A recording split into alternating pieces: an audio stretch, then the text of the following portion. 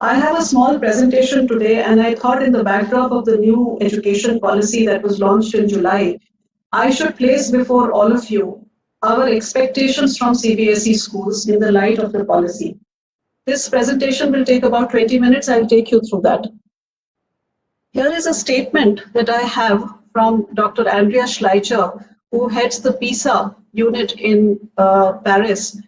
And he very clearly in his book, World Class, has said that the 21st century, what we are seeing today, is a century where we need to prepare students for very, very rapid changes. And these changes are all about areas or jobs that children have not even imagined, those jobs that have not even been created, those challenges that we don't even know as yet. And children are going to end up in a far more interconnected world than what we have seen in our times. And this requires a completely different change in our education system and a completely different mindset. I begin from here, and I'm going to take you through some thematic areas of the national education policy. And in those themes, I'm going to talk about our expectations from CBSE schools. So my themes are divided into three parts: our expectations from schools, our expectations from teachers, and expectations from student learning. We have child at the center of everything we do as far as the national education policy is concerned. And with that cross-cutting theme, let me take you through what we expect from schools. The first thing we expect from schools is to plan very well. Now, the planning is required in several areas, but I'm only touching upon the important areas. The first part is the school development plan, which includes early childhood care and education. Many schools in CBSE do not have SDPs, the school development plans. It is time that you understand the importance of a school development plan. You need to build it for a long term and also break it into annual plans. We need to also plan for inclusion. Inclusion on the one end of the spectrum would be for children with special needs and disabled students, and on the other end of the spectrum would be talented students and gifted students. We need to plan for inclusion of all other socioeconomically disadvantaged groups, which includes gender, which includes transgender. We need to plan to upgrade our pedagogies. I have put it in the center of the slide because this is the center of everything that we are going to do. The pedagogy needs to be based on 5 plus 3 plus 3 plus 4, which I'm going to come to. It is not an infrastructure change. 5 plus 3 plus 3 plus 4 is a pedagogical change, and I will come to that. We need to plan how to bring in competency in children, how to ground them in real life situations. Multilingualism is a cross-cutting theme across the NEP. We in CBSE only believe in teaching in two mediums, that is English and Hindi. But for the foundational years, unless we use the link language of the mother tongue of the child and then slowly bring the child to the medium of instruction, the child we have already lost in terms of foundational learning. So this is a very, very important area for planning. We also need to plan for tracking every child. We have started the planning for holistic card, report card, and this is going to be implemented in India in CBSE for the first time in 2022-23 academic session onwards. CBSE is at present working on it. There will be pilots which will be held after 6 months. And after that, the finalized HPC, which is going to be online and linked to the DigiLocker of every child, is something that we need to plan for training our teachers to be able to undertake the job of actually progress reporting in a very holistic manner for the child. The assessment and the exam pattern is also something we need to plan for. It is changing. The first change has been introduced this year in class 12 board exams itself by 10% competency-based questions, which these children have never faced before. So this is something which needs to be included in classrooms, in lesson plans, then only the child will be able to take care of it in exams. So if you are not going to plan, you're going to plan to fail, and that is a very important aspect of the thematic area of NEP. The second thematic area is enabling access and retention. With the COVID in the background, the learning loss has been immense. As I was talking to some of you yesterday, there is something called a summer slide, which is highly, highly researched. Harvard and Michigan have researched on this, and this is learning loss which happens during summer vacations. So if you give a child a summer vacation of 2 months, there is learning loss ranging between 25 to 35%, and this is called summer slide or summer learning loss. Now we have got children staying at home for the past 8 to 9 months. Therefore, the learning loss is huge and the impact is huge. What you need to do as CBSE schools is to ensure that there are no dropouts. If there are dropouts, you have to track the child. You have to check where the child is, whether the child is admitted in another school, whether the child's learning is continuing. Do not leave any of the children without tracking them. You have children under 12(1)(c) section of the RTE, and these are the children who are most likely cases to drop out. It is your duty to track them. It is also your duty to involve all the stakeholders. If you want to retain these children, 12(1)(c) children, as well as other children, particularly after the COVID impact, you need to involve the parents and the local administration. You need to have very, very innovative pedagogy. You cannot continue with your unengaging style of chalk and board. The environment has to be very safe, conducive, and healthy for the child to be able to want to continue in the school. There will be children who will pass class 8 but may not be very keen on the cognitive areas, but may be very keen on vocational areas. It is all right. The National Education Policy encourages us to get these children to get themselves registered in open school or any other alternate form of schools while continuing their education in areas that they want to continue in. The next part of the theme is following the frameworks and guidelines. There are going to be several frameworks and guidelines. The National Curricular Framework is going to be prepared. It is actually already the groundwork has started. It is expected by the end of next year. It is going to be a path-breaking NCF, not only for school education and early childhood care and education, but also for teacher education. And this framework is earlier also when we had the NCF in 2005, I remember interacting with a lot of schools and I used to always ask this question, have you read the NCF 2005? And I would often find that most of the schools, the teachers had not read the NCF 2005.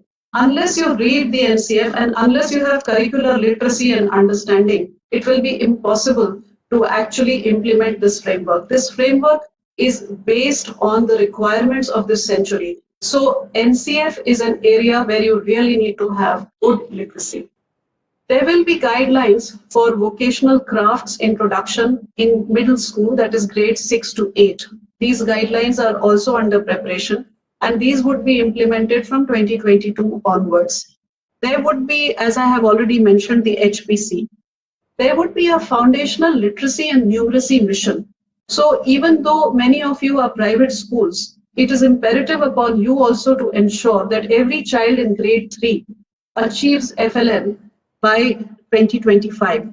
Now, with that backdrop, we are going to come out with very, very detailed teacher training programs, which are going to be entirely online and on Diksha. You would require that all your teachers undergo this because the special pedagogy which is required in FLN would be particularly required for capacity building of these teachers. Also, 3, 5, and 8, there are census exams to be held. These are called, these would be school-based assessments, but there would be guidelines coming in for this.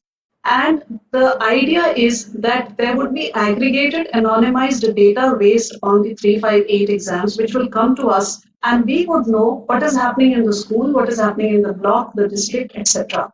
We are not interested in knowing per child, but we are interested in knowing if the school has imbibed the requirements of the NEP and is able to deliver it in the classroom transactions.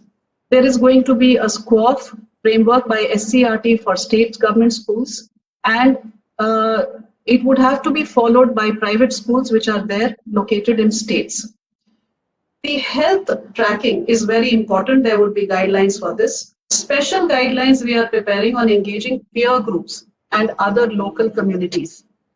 Assessment standards, the guidelines will be prepared by Parak. We have received the approval of Parak, establishment of Parak from the cabinet, and we are in the process of doing it. Guidelines for gifted children, for safety, security, for twinning. This is important for all of you. One public school is to be twinned with one private school.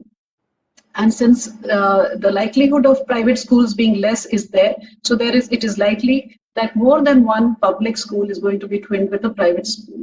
This is somewhat like a hubs of learning, but this will require that you actually handhold each other in various ways. Vocationalization, we will be again issuing guidelines, and of course there will be guidelines on harnessing the power of language. Next theme is the area we expect a huge amount of contribution from you is providing resources within your schools and within your twinning and hubs of learning groups. So first thing is providing high quality diversified student and teacher resources, which includes e-resources. Many of you have been contributing on Diksha, and Diksha since then has become one of the most qualitative e-learning platforms in the country. We have seen more than 112 crore page hits in the last 6 months alone on Diksha. You are requested to look at things like providing labs, sports teachers, playgrounds, art and craft, counselors, special educators, inclusive material, ICT labs, libraries. Libraries now need to go online too. So online and offline libraries, where children can borrow while they are at home on their phones or on their laptops or tablets if they have those. You also need to give access, you will be giving access to DigiLocker from preschool to class 12 to all your children. So they will all have to be registered with the help of their Aadhaar numbers, and that is how this access will go. And it is the DigiLocker where the HPC or the Holistic Progress Card is going to be put. So it is expected that you prepare yourself for all this. Now, with regard to teachers, we expect that as principals of your schools, you will build capacities at all levels, whether it is school management, whether it is your headmistresses and headmasters, your teachers, your staff, your parents, your community, your volunteers, everybody. The NEP talks about mandatory 50 hours of continuous professional development for all. It also talks about a very interesting area which is called mentoring. So a national mission of mentoring is of course being set up by the higher education department. However, in school education, we would like to link mentors to schools and to teachers from higher education, from retired faculty, from senior teachers. Nishtha is a program, as you are aware, which is on Diksha. It is mandatory for all teachers of CBSE. It is an online program. It is something that you can do at your own pace. It is highly, highly specialized and will give a lot of ideas to teachers about how to undertake classroom transactions, assessment, what is learning outcomes, how to include it within the learning process. Teachers would also need training on vocational subjects, and this is an area which we have not really focused upon to that extent, but this is a very, very important area now in any. So we need to build, as I said, capacities at all levels. Now, teachers would need to be specially trained in which areas. These are things which I have listed down here. I'm going to request Manoj that this presentation of mine be made available to all of you to look at leisure and go through and imbibe it. So teachers would need to be trained in several areas, and some of them are listed down here, starting from ECC and FLN, going into Indian languages. But the most important one for me is bullet number 6, which is shifting in teaching from rote-based to inquiry-based critical thinking, cognitive learning, and applied methods. These are not easy for our teachers to imbibe because one would always like to take the easy way out in the classroom. Initially, this will not feel like the easy way out. Initially, it will feel like a burden. But when you will start getting feedback from your children and you will start seeing the joy on the children's faces, this is what is going to keep you going, because these are ways of teaching that actually help the child to not only imbibe the learning but also to sustain it. And of course, from CBSE point of view, assessment is going to be a very important aspect of training. Competency-based education and competency-based assessment के ऊपर CBSE has already put detailed training module on Diksha. I request all of you to ensure that all your teachers go through this training program. Teachers must be qualified. I need not have put it here because CBSE schools will say हम तो qualified teachers ही लेते हैं. But that is not the case. We have come across several thousands of cases where teachers are taken on ad hoc basis, on contract basis, and they are not professionally trained or qualified. If we really are wanting to implement the NEP in letter and spirit, it is required that they follow the NCTE regulations. You should be aware now that unless a teacher has passed TET, the teacher cannot be recruited for classes for teaching classes 1 to 8. We are now extending TET, the teacher eligibility test, from preschool to class 12. And from next year, when this test will start, after that, no recruitment in your schools can be of teachers who have not passed TET. And also, recruitment requires mandatorily now that there should be a demonstration given by the teacher of teaching a class. And only if you're satisfied, the recruitment should be done. So these are areas which you will have to look into. And you will also, NEP really lays stress on career progression and incentivization policies. So individually, since you're private schools, individually you will need to have this.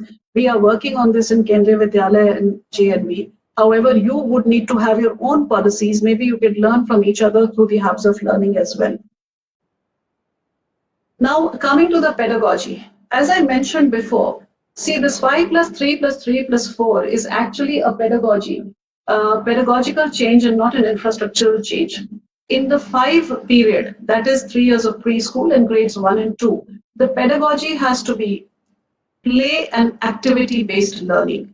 Now, this is actually something which our preschool teachers are aware of, but grade 1 and 2 is an area where perhaps we immediately take the chalk and start off. So there too, it has to be play and activity-based learning, where pen and paper will be reduced to the minimum. When we come to +3, which is grades 3, 4, and 5, we continue building on play and discovery and activity-based pedagogy, but here we introduce pen and paper to a large extent. When we come to the next +3, which is classes 6, 7, 8, that is the time when subject teachers start introducing subjects to the learners, abstract concepts are introduced, and experiential learning is in full glory at this stage. And the children are able to explore the interrelations between subjects.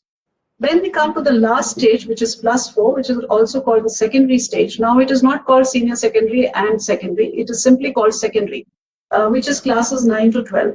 This is multidisciplinary study, where subject specialization takes place, where critical thinking and greater depth of knowledge takes place.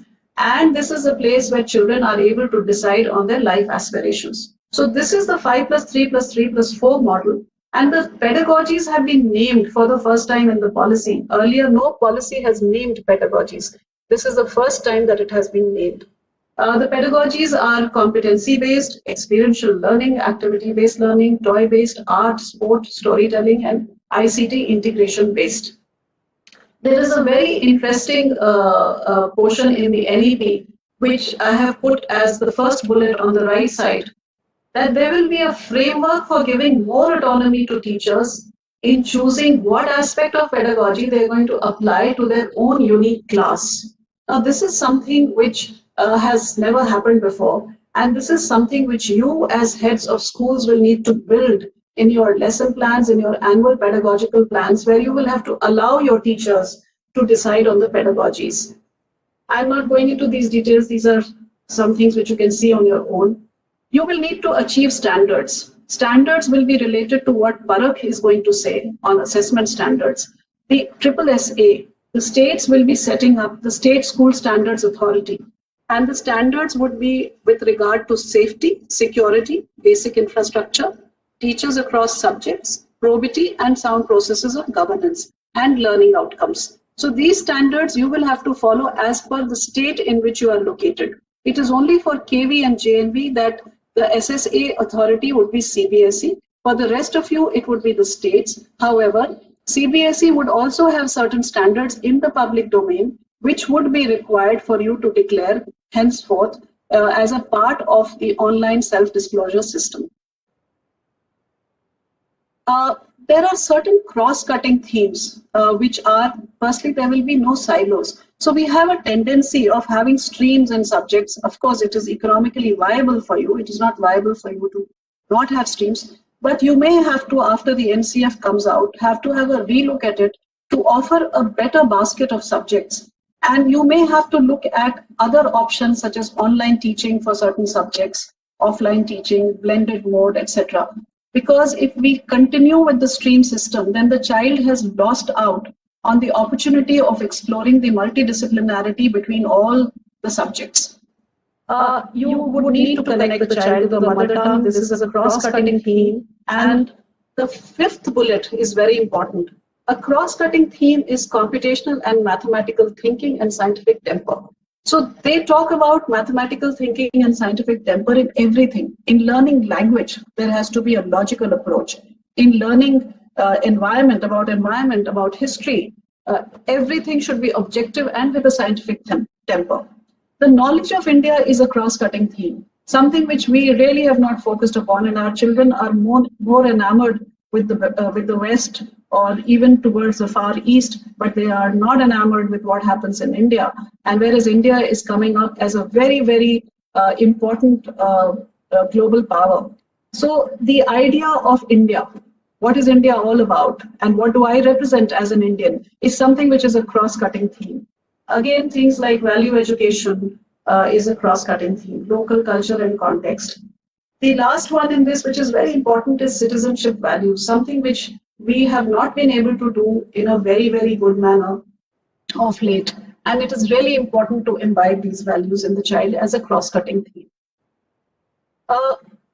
This is a very, very important part again, engaging with parents and communities for positive learning.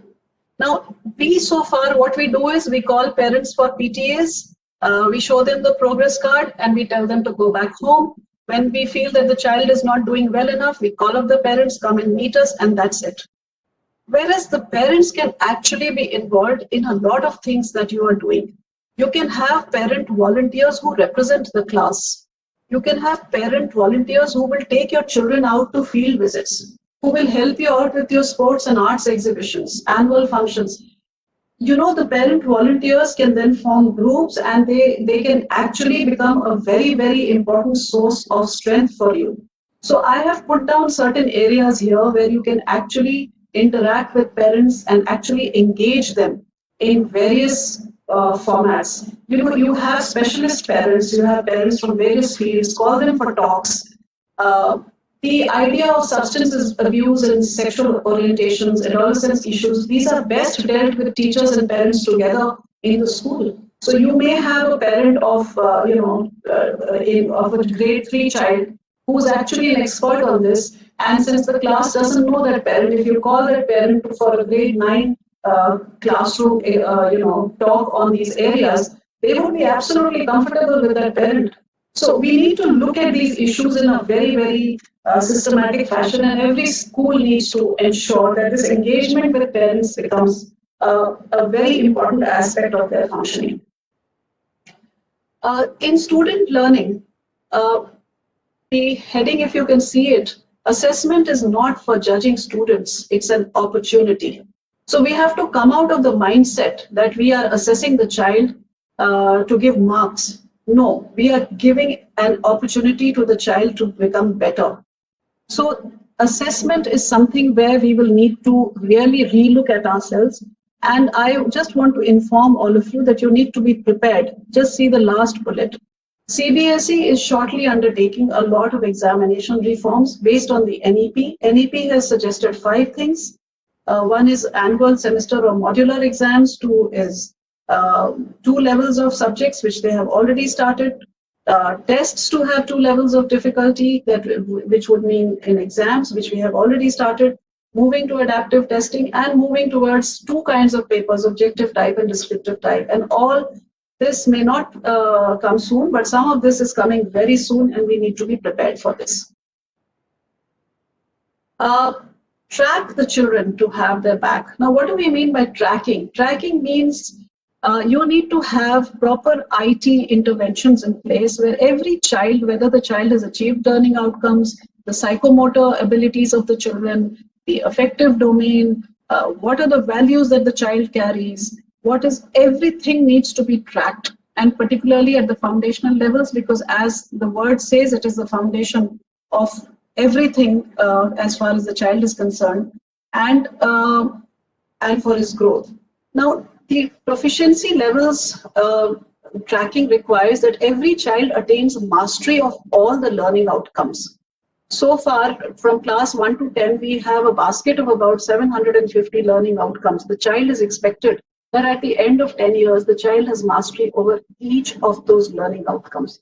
And to get this mastery, you need to track the child's progress in class. If the child is not progressing, the teacher has to give more interventions to the child. And I have, at the bottom, the last 4 bullets, I have put some areas which help you track children. One is, of course, pre-assessments to find out if the child already knows or does not know. The second is peer tutoring. According to research, this is the best way in the world for children to learn and to understand. Then, of course, pre-teach concepts to those who you feel are struggling, and re-teach concepts if you feel that the class, a majority of the class has not learned that concept. There are certain non-negotiables, and those are listed down here. Inclusion, teacher quality, safety, teaching learning material, competency-based education, pedagogies, tracking, sports, arts, skill, and ICT.